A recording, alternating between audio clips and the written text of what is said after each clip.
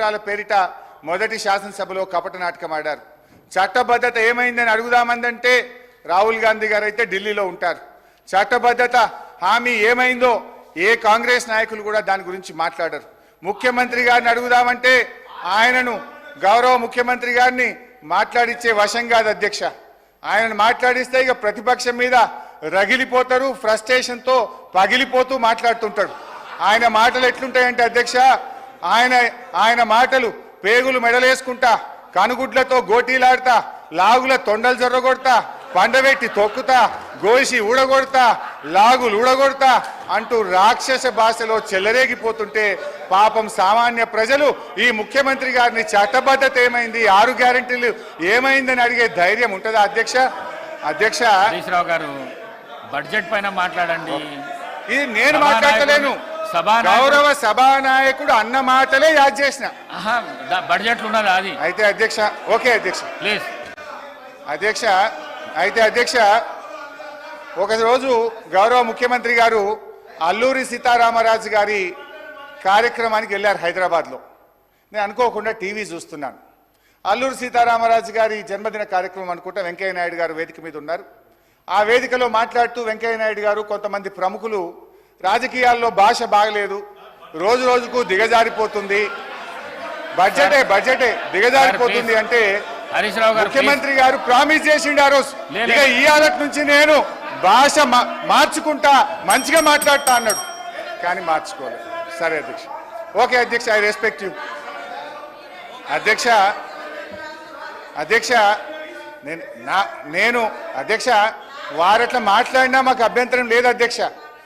మా బాధల్లా ఆ ముఖ్యమంత్రి కుర్చీకుండే గౌరవం పెరగాలి, ఈ రాష్ట్రం యొక్క ప్రతిష్ట మసకబారద్దనేదే మా తాపత్రయం తప్ప వేరే లేదు. ఒక చిన్న ఎగ్జాంపుల్ చెప్తా అధ్యక్ష. గ్రూప్ 2 ఉద్యోగాల కోసం నిరుద్యోగులందరూ కూడా రోడ్ల మీదకి వచ్చి వాళ్ళు వాయిదా వేయాలని అడిగితే గౌరవ ముఖ్యమంత్రి గారు ఏమన్నారంటే, ఎవరైనా వాయిదా వేయమని అడిగేది, సన్నాసులు అడుగుతున్నారు వాయిదా వేయమని అన్నారు.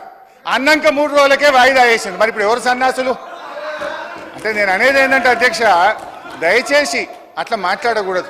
అదేవిధంగా మోతీలాల్ అనే ఒక నిరుద్యోగి నిరాహార దీక్ష చేస్తే ముఖ్యమంత్రి గారు ఏమన్నారంటే, ఆయన అప్లికేషనే పెట్టలేదు, ఆయనకు అసలు హాల్ టికెటే లేదు అన్నాడు. తెల్లారైన 3 హాల్ టికెట్లు బయట పెట్టిండు. ఎవరి గౌరవం దెబ్బతిన్నది? మేమనేది ఒక ముఖ్యమంత్రి స్థాయిలో ఉన్నప్పుడు బాధ్యతాయుతంగా మాట్లాడితే రాష్ట్ర గౌరవం బాగుంటుంది, వారికి కూడా మంచిగా ఉంటుంది. ముఖ్యమంత్రి గారి రాజకీయ రొదలో తిట్ల దాడిలో 6 గ్యారెంటీల చట్టబద్ధత ఏమైంది మహాప్రభు అనే 1 minute ఒకటి సార్ గౌరవ సభ్యుడు హరీష్ రావు గారు దాదాపు గంటన్నర అయింది సార్ మాట్లాడబట్టి.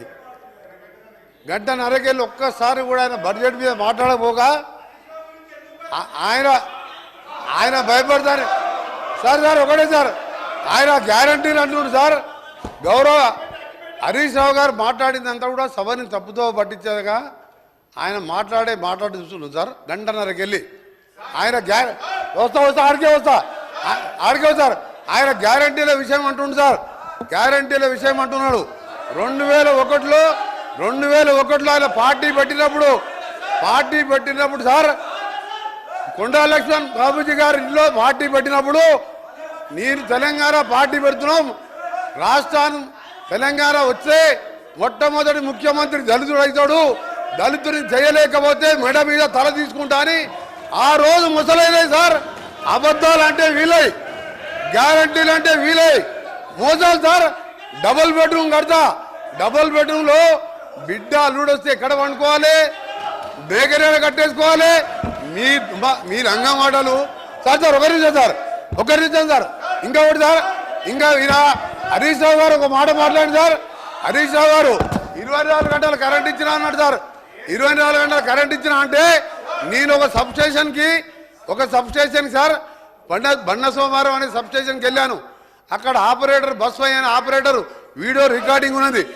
నేను నా సర్వీసులో 9 ఏళ్ళు అయింది సార్. ఎలక్షన్ల ముందు 9 ఏళ్ళకెళ్ళి సర్వీసులో ఉన్నాయి. ఇక్కడ ఎప్పుడు కూడా 14 గంటల కరెంటు రాలేదని నాకు రికార్డు తీసి చూపిస్తే రాత్రి లాగ్ బుక్లు వాపసు తీసుకొచ్చాను.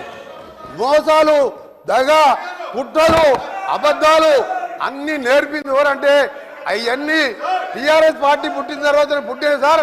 ఇవాళ దళితులు ముఖ్యమంత్రి ఉన్నారు సార్. ఆఖరి మా దళిత ప్రతిపక్ష నాయకుడు ఉంటే చూసి ఓడవలేక 13 మంది శాసనసభ్యులని సంతలో పశువుల్లాగా కొని ప్రతిపక్ష హోదా లేకుండా చేసాడు. ఇవాళ హరీష్ రావు గారు మాట్లాడితే సార్ ఇవాళ దయ్యాలు వేదాలు వెళ్తున్నాయి.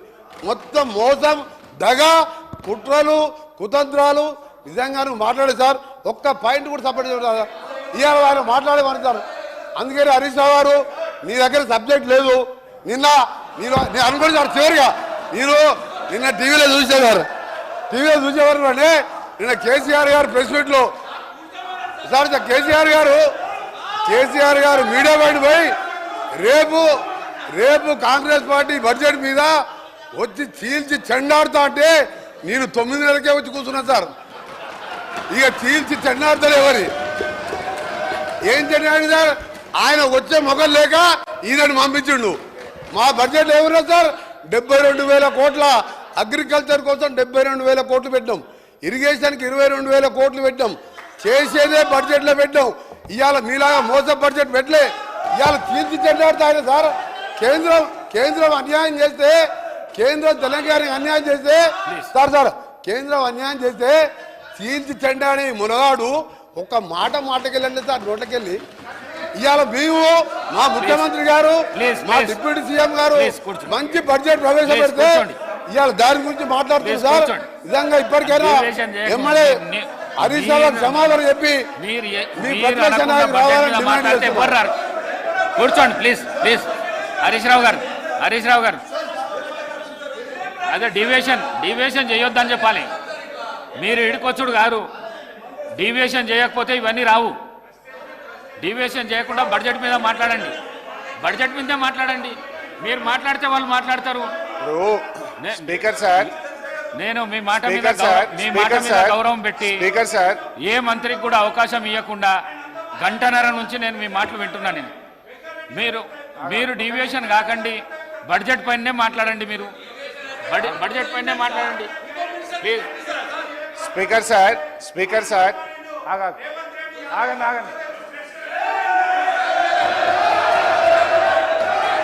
స్పీకర్ సార్ ఇప్పుడు గంటన్నర అంటున్నారు. గంటన్నరలో ముఖ్యమంత్రి గారు, ఉప ముఖ్యమంత్రి గారు, శ్రీధర్ బాబు గారు, జూపల్లి గారు, కోమటిరెడ్డి గారు 5 మంత్రులు మనిషికి 3 సార్లు లేస్తే ఇక నేను గంటన్నరలో నేను ఏం మాట్లాడినట్టు? ఈజ్ ఇట్ నాట్ డిస్టర్బెన్స్ అధ్యక్ష? ఒకటి. రెండవది అధ్యక్ష, ఇప్పుడు నేను కోమటిరెడ్డి గారికి ఘాటుగా సమాధానం చెప్పగలుగుతా, కానీ నా బాధ ఏంటంటే ఇట్ విల్ డీవియేట్. ఆయనకేమో హాఫ్ నాలెడ్జ్. ఇప్పుడు ఆయన ఏం మాట్లాడిండు? You are half knowledge fellow.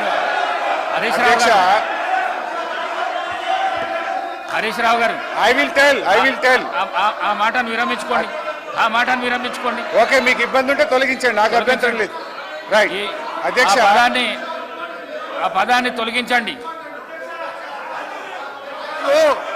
Sir. ఆయనకు వారికి హాఫ్ నాలెడ్జ్ కాదు సార్, ఆకారం పెరిగింది చెప్పి అసలు నాలెడ్జ్ లేదని. ఆకారం పెరిగింది, ఆయన నాలెడ్జ్ ఎక్కడ సార్? ఆయన ఒక డమ్మీ మినిస్టర్, ఆయన డమ్మీ అల్లుడు. ఆయనకు హాఫ్ నాలెడ్జ్ కాదు, ఆకారం పెరగగానే సరిపోదు, బుద్ధి ఉండాలి. దళితులు ముఖ్యమంత్రి అన్నాడా లేడా? మీ మామ అన్నాడా లేడా? తప్పు చెప్పు, మీ మామ అన్నాడా లేడా?